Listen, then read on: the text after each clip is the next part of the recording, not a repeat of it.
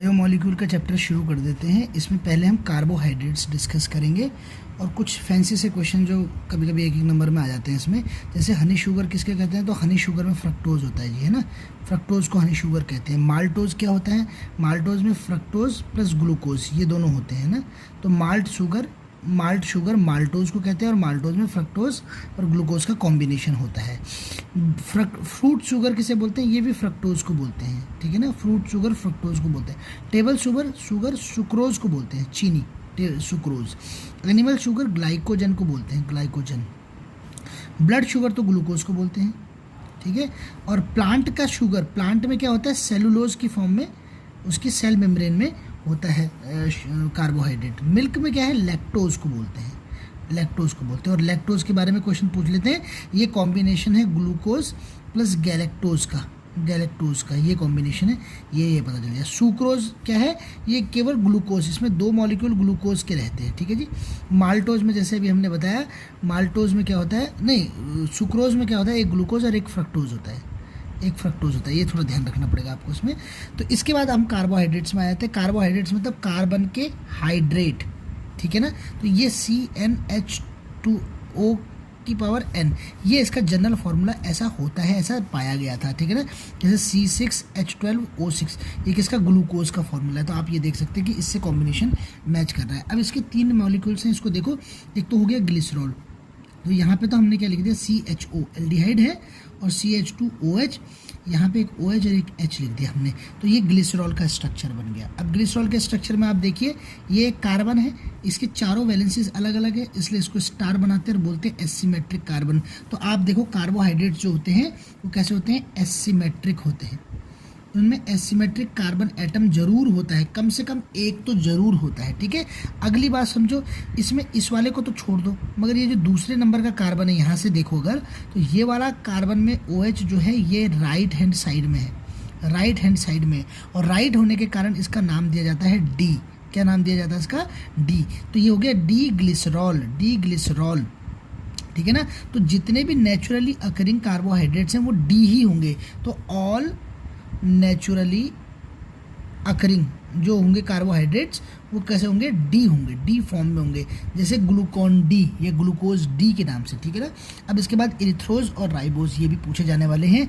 तो इरिथ्रोज क्यों पूछा जाता है, ये एक 4 कार्बन वाला है, 4 कार्बन वाला। तो देखो पहला वाला तो CHO बना दो, अगले वाले को CH2OH, ये सब में बनाते जाओ आप, ठीक है ना। और ई और राइबोज, जैसे राइबोज है ये 5 कार्बन वाला है, CH2OH। तो इसमें 1 2 3 है ना। अब एक जगह OH और एक जगह H लग रहा है, तो OH अगर इस तरफ लगेगा राइट हैंड साइड में नीचे से, तो ये कैसा हो जाएगा, D हो जाएगा, ये D फॉर्म हो जाएगी, ठीक है ना।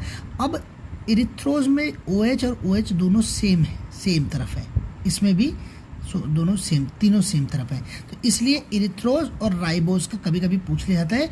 इन दोनों में क्या होता है, सेम साइड OH ग्रुप होते हैं।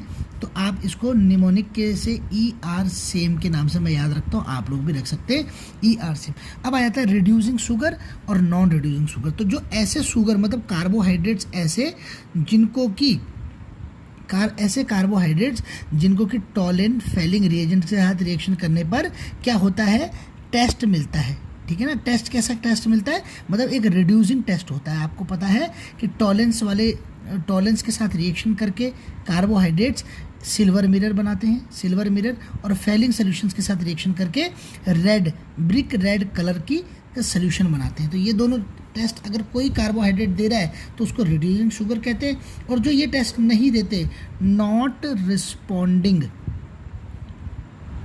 टू टॉलेन फेलिंग सॉल्यूशन जो ऐसे होते हैं उनको नॉन रिड्यूसिंग शुगर्स कहते हैं, ठीक है ना।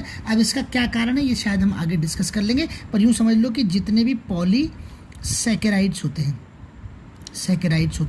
वो क्या होते हैं, नॉन रिड्यूसिंग होते हैं। पॉलीसैकेराइड्स मतलब जिसमें मोनोमर्स की संख्या क्या होती है, 10 से ज़्यादा होती है, वैसे ये बोलते हैं, परंतु इसमें हज़ारों के नंबर पे होती हैं। अब ग्लूकोज के स्ट्रक्चर पे कुछ बात ध्यान रखने वाली बातें हैं, ये थोड़ी टेक्निकल हो जाती है, इसलिए ये क्वेश्चन बार बार पूछा जाने वाला हो जाता है कि ग्लूकोज के स्ट्रक्चर में सबसे पहले कि ग्लूकोज अगर HI और रेड फॉस्फोरस से रिएक्शन करेगा ठीक है ना। तो ये रिएक्शन करने के बाद एनहेक्सेन बनाएगा, क्या बनाएगा, एनहेक्सेन बनाएगा। और इससे पता चलता है कि 6 कार्बन का एक स्केलेटन है ग्लूकोज, मतलब ग्लूकोज क्या है, 6 कार्बन एटम का स्केलेटन रखता है, ठीक है ना। तो हमें जब ग्लूकोज के स्ट्रक्चर के बारे में डिटेक्शन करना है तो ऐसे हम पता कर सकते हैं, एक बात। दूसरी बात, ग्लूकोज को टॉलिन या फेलिन के साथ रिएक्शन कर दो तो इससे क्या हो जाता है, नहीं, इसका अगर आप यूँ समझो कि फिनाइल हाइड्राजीन के साथ आप रिएक्शन करें, फिनाइल हाइड्राजीन के साथ रिएक्शन करो तो ओसाजोन फॉर्मेशन बनता है, जिससे पता चलता है कि ग्लूकोज के अंदर क्या है, कीटोन ग्रुप है, या कीटोन ग्रुप ना बोलिए, इसको कार्बोनाइल ग्रुप बोलिए। अब कार्बोनाइल के अंदर भी और स्पेसिफिक होने के लिए पता चलता है कि इसके अंदर केवल एल्डिहाइड ग्रुप है, कब, जब ये केवल टॉलिन और फेलिंग रिएक्शन की रिएजेंट के साथ ही रिएक्शन देता है। तो यहाँ से पता चलता है कि टॉलिन फेलिंग रिएजेंट के साथ रिएक्शन देने के कारण इसमें क्या है, इसमें एल्डिहाइडिक ग्रुप है, ठीक है। इसके बाद अब आगे देखिए, अब इसके बाद ग्लूकोज को ही अगर क्या करें, एसिटाइलेशन कराएं, इसका एसिटाइलेशन, तो ये पेंटा एसीटेट बनाता है। पेंटा एसीटेट बनाने का मतलब ग्लूकोज के अंदर 5 OH ग्रुप है, मतलब ये एक पेंटाहाइड्रिक कुछ कंपाउंड है। और इसके अलावा ग्लूकोज जो होता है, ग्लूकोज की अगर आप ऑक्सीडेशन करें किसकी प्रेजेंस में, KMnO4 की प्रेजेंस में, तो डाई कार्बोक्सिलिक एसिड बनता है, जिसे कि क्या कहते हैं हम, जिसे हम बोलते हैं इसको बोलते हैं ग्लूकोनिक एसिड, इसे कहेंगे ग्लूकोनिक एसिड, ठीक है ना। तो ये ग्लूकोनिक एसिड जो डाई कार्बोक्सिलिक एसिड बनता है, ये ग्लूकोज की ऑक्सीडेशन KMnO4, जिससे पता चलता है कि ग्लूकोज के अंदर एक तो CHO ग्रुप है, ये तो पहले पता चल चुका था, एक और कोई प्राइमरी अल्कोहल है, क्योंकि KMnO4 क्या करता है, प्राइमरी अल्कोहल से रिस्पॉन्ड करता है, ठीक है ना। अब यहाँ से इन सारे फैक्ट्स को अगर जोड़ें तो हमें पता चलता है कि ग्लूकोज में 5 तो OH ग्रुप है, उनमें से एक प्राइमरी ग्रुप है, प्राइमरी OH है, इसके अलावा एक इसमें क्या है, CHO ग्रुप भी है, और ये 6 कार्बन का स्केलेटन है। देखो इतनी सारी बातें इसमें से निकल करके आ गई। अब इन सब चीज़ों को जोड़ करके एक स्ट्रक्चर बना दो, एक एल्डिहाइड बना दो और बाकी 4 ये हो गया, और एक CH2OH, ऐसे तो हम लगाते ही हैं, ठीक है ना। एक OH हम यहाँ पे लगाते हैं, याद रखेंगे, पहला, दूसरा, तीसरे नंबर पे हाइड्रोक्सिल ग्रुप जो है वो लेफ्ट हैंड साइड में लगाना है, बाकी सब जगह राइट हैंड साइड में लगा दिया आपने, ठीक है ना। एक H, एक OH, एक H, एक OH, इस तरीके से ये जो बना हमारा, ये ग्लूकोज का स्ट्रक्चर बना। एक बात, दूसरी बात, इसमें 1 2 3 4 क्या है, इसमें एसिमेट्रिक सेंटर है, तो 2 to the power 4 मतलब 16, इसके 16 क्या होंगे, स्टीरियो आइसोमर्स होंगे। ये बात भी यहाँ से ध्यान रखने वाली बात हो जाती है। अगली बात, इसमें एक एल्डिहाइड है और OH ग्रुप है, तो इस कारण कार्बोहाइड्रेट्स ऐसे ही होते हैं जिनमें एल्डिहाइड और ये होते हैं, ये कीटोन और तो कार्बोहाइड्रेट्स को क्या बोलते हैं, पॉलीहाइड्रिक एल्डिहाइड्स और कीटोन्स, ठीक है ना। तो अब नई डेफिनेशन जो होती है वो ये कहती है कि ये पॉलीहाइड्रिक एल्डिहाइड या फिर कीटोन्स है। इस बात को आगे बढ़ाइए और आगे चलिए। ये जो इसका स्ट्रक्चर है इसको बोलते हैं ओपन चेन स्ट्रक्चर। तो ओपन चेन स्ट्रक्चर जो है, इसका ओपन चेन स्ट्रक्चर ये दिया था इसका बेयर ने, इसका किसने दिया था, बेयर एक साइंटिस्ट है, उसने दिया था। अब इसके बाद आया था इसका थोड़ा हेमी एसिटल, इसका आ जाता है हेमी एसिटल स्ट्रक्चर। अब इसके बाद हेमी एसिटल स्ट्रक्चर है, तो हेमी एसिटल स्ट्रक्चर ये कहता है, देखिए ये जो ओपन चेन स्ट्रक्चर बनाया था ना हमने, CHO और ये CH2OH और बीच में 1 2 3 4 ये डाले हुए हैं हमने, जैसे एक OH यहाँ, एक OH यहाँ, एक OH H, ये तो हमने कहा था बेयर का ओपन चेन स्ट्रक्चर है। अब कभी कभी क्या होता है, ये वाला इस 5th वाली पोजीशन के साथ, ठीक है ना, ये CHO इस 5th वाले OH के साथ माइनस, मतलब पानी निकल करके क्या हो जाता है, C और यहाँ पे O इस पोजीशन में CH2OH, ठीक है ना। ये बाकी सारी चीज़ें वैसी हैं, ठीक है ना, बाकी सारी चीज़ें ऐसी हैं। अब ये OH और H, या फिर यूँ बोलिए H और OH, इस तरीके का एक स्ट्रक्चर बनाता है। ये जो नई रिंग बनी होती है इसे बोलते हैं हेमी एसिटल लिंकेज, इसे क्या बोलते हैं, हेमी एसिटल लिंकेज, ठीक है ना। इसी तरीके से इस तरफ से भी ये रिंग बन सकती है, किस तरीके से, रिंग ऐसी ही बनेगी, लेकिन यहाँ पे इस तरफ OH और इस तरफ H भी आ सकता है। आप देखिए इस पहले कार्बन पे यहाँ पे देखिए एक तो OH इस तरफ था और इस तरफ यहाँ पे इस तरफ आ जाएगा। तो इस तरफ मतलब राइट हैंड साइड में आने के कारण इसको बोलते हैं अल्फा ग्लूकोज, और लेफ्ट हैंड साइड में आने के कारण इसको क्या बोलते हैं, बीटा ग्लूकोज। तो अल्फा और बीटा ग्लूकोज आपस में एक दूसरे पे कन्वर्ट करते हैं, कन्वर्ट होते हैं लगातार। इसे कहते हैं ऑटो रेसमाइजेशन बोल सकते हैं आप। और इस प्रोसेस के दौरान बीच में वो क्या करते हैं, इस ओपन चेन स्ट्रक्चर से होते हुए जाते हैं और इसकी कंसंट्रेशन होती है 0.02%। तो आप ध्यान रखना हमेशा इस 0.02% के कारण ही ये टॉलन फेलिंग का टेस्ट देता है। अदरवाइज इन दोनों फॉर्म्स की अगर माने तो ये टॉलन फेलिंग का टेस्ट न देता, लेकिन केवल इसके होने के कारण ये टॉलन फेलिंग का टेस्ट देता है। इसीलिए ग्लूकोज के साथ ये टेस्ट पॉजिटिव आते हैं। लेकिन फिर शिफ्स रिएजेंट के साथ ग्लूकोज टेस्ट नहीं देता। जबकि अगर ये ओपन चेन वाला ही होता, जैसे ओपन अगर ये ना लगा हुआ होता इसका, तो ये ओपन होता तो ये शिफ्ट रिएजेंट के साथ भी क्या करता, हमेशा टेस्ट देता। तो ये इसमें एक बात देखने लायक होती है। अब इसके बाद आप आगे आइए एक और टॉपिक पे चलिए, एपीमर्स। तो मैंने अभी आपको बोला था कि ग्लूकोज के क्या है, 16 आइसोमर्स हैं, ठीक है, 2⁴ मतलब 16 इसमें स्टीरियो आइसोमर्स हैं। अब ग्लूकोज का स्ट्रक्चर हमने यूँ पढ़ा था, CHO, ठीक है ना, और थर्ड वाले में हमने OH यहाँ पढ़ा, बाकी सारे OH इस तरफ पढ़े, ठीक है ना, बाकी H आप लगा देंगे। तो इसमें क्या था, इस तरीके का स्ट्रक्चर जो है ये तो ग्लूकोज का स्ट्रक्चर है।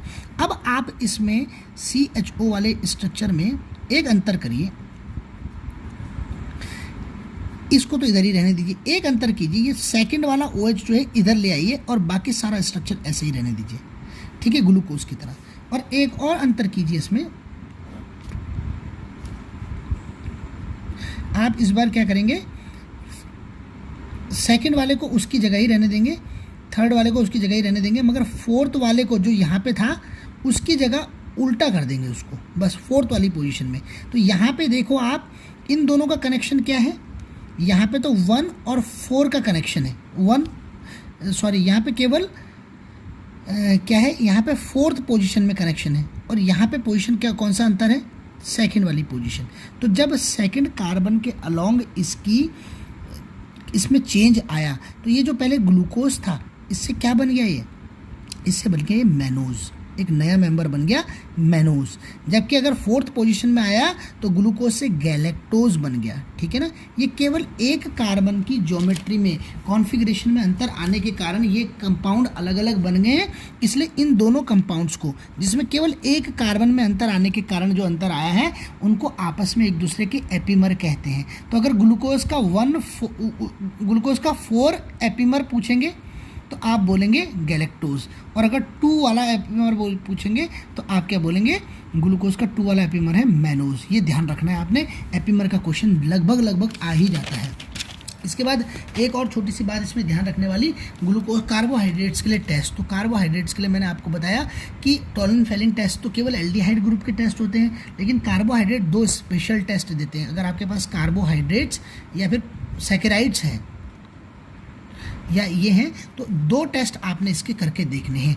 एक को तो कहते हैं जी मॉलिस टेस्ट, एक को कहते हैं मॉलिस टेस्ट, एक को तो कह दीजिए आप मॉलिस टेस्ट, और एक को बोलते हैं बेनेडिक्ट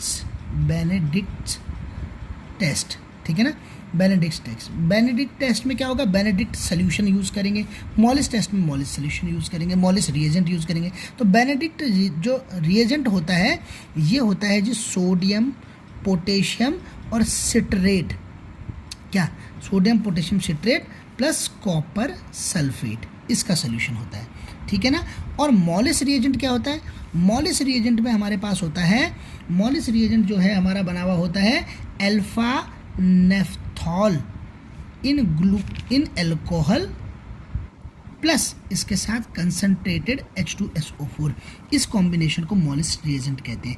अब जब कार्बोहाइड्रेट बेनेडिक्ट रिएजेंट के साथ रिएक्शन करते हैं, बेनेडिक्ट टेस्ट देते हैं, तो ये क्या करते हैं, ये कराते हैं रेड प्रेसिपिटेट ये बनाते हैं, ठीक है ना, रेड प्रेसिपिटेट। जबकि अगर ये मॉलिस टेस्ट के साथ रिएक्शन देते हैं, मॉलिस रिएजेंट के साथ रिएक्शन देते हैं, तो तब उस केस में बनाते हैं ये पर्पल रिंग, ठीक है ना, पर्पल रिंग, ये दोनों के दोनों टेस्ट हमारे इंपॉर्टेंट हो जाते हैं कार्बोहाइड्रेट्स की दृष्टि से। मतलब मोनोसेकेराइड्स हों, डाइसेकेराइड्स हों, पॉलीसेकेराइड्स हों, सब इस टेस्टों को देते हैं। लेकिन अगर पॉलीसेकेराइड्स हो तो वो रिड्यूसिंग वाले टेस्ट नहीं देते, जैसे टैलिन फेलिंग्स वाले को पॉलीसेकेराइड्स नहीं देते। ये बात आपको यहाँ पे ध्यान रखनी पड़ेगी।